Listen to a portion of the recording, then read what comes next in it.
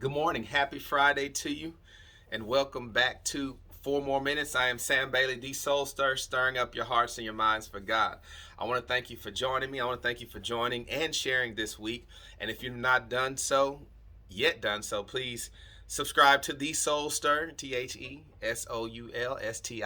on YouTube, as this is the easiest, most effective way to share these messages. If you can't share them with 50 people in honor of my birthday on Tuesday. If you can do that for me, I'm gonna keep building that up. I hope you have a good weekend this weekend. I know this weekend is Super Bowl weekend. I know for some of you Valentine's weekend, and then just Sunday being the Lord's Day is, if that's not special in and of itself. So we always look forward to the weekends. Today, I want to kind of give you a preview of what I want to talk about Sunday, and I just want to talk about the integrity of the seed.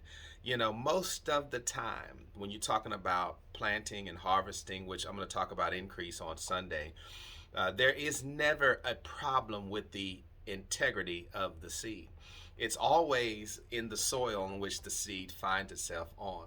Most of the time, the seed was created after its own kind, and the seed has been hardwired that if placed in the right conditions, it will produce growth. It will produce itself, and that is a mystery in and of itself, right? Because planting and cultivation and all that stuff takes place, God giving the increase. We don't know how it happens, right? But we know it happens. We know how it happens, but still we can't explain how it happens.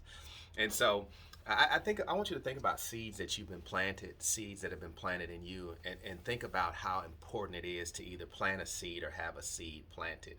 I wouldn't be talking here today had not a seed been planted. You wouldn't be listening had a seed been planted. You would not have maybe been the person you are in life, or maybe chosen the career that you did had somebody not planted a seed.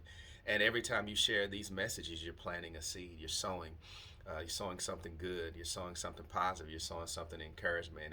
And again, he who soweth sparingly shall reap also sparingly. He would soweth bountifully shall reap also bountifully. So how many seeds are you sowing? And if you're sowing quality seeds in great numbers, then you can expect that you're going to receive a harvest. It's like how many hooks you put in the water when you fish, it increases your likelihood of a catch.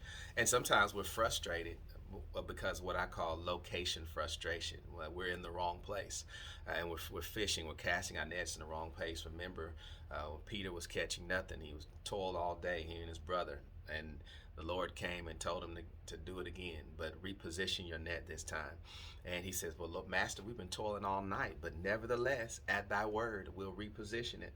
And when they did, they caught so much that the nets began to break. They couldn't even keep it.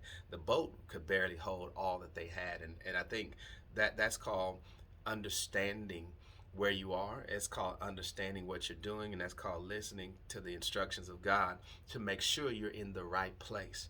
So anytime, that's why we got to be careful about what we listen to, what we digest, what we process. Those are seeds being implanted, whether through word, thought, or deed. And seeds grow, and I don't care what happens. And sometimes these negative seeds can grow too, because they happen to be planted in the right heart, a heart that's disgruntled, a heart that's not prepared to see God. And the enemy uses seeds as well. He sows seeds of discord. He sows seeds of heartache, seeds of regret and bitterness.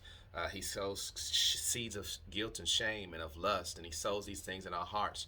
He sows seeds of pessimism, where we can't see anything but the glass being half empty. And he sows seeds of jealousy and of envy and of strife and of anger and of hatred and of malice, and of lasciviousness and rudeness, bitterness, all of these things. And so I pray that we would be mindful of seeds and the power of a seed, and that we ourselves, the words that we speak, would even be seeds that lead to fruit of righteousness and fruits of holiness and fruits of love, fruits of care and compassion and empathy, as God would have us to be. So think about that as we move towards Sunday, move to the weekend, the power of the seeds that you're planting and the power of the seeds that have been planted in you. And you've got to plant, if you want an apple, you got to plant an apple seed. And so you got to plant the seed after its own kind, and the seed is not going to come. The harvest is not going to come up different from the seed that has been planted.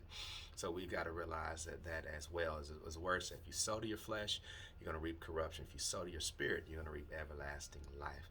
So meditate on that. Prepare for that as we prepare for our weekend. God bless you. Have a wonderful, wonderful day, and we'll see you Monday right here on 4 More Minutes. Thank you.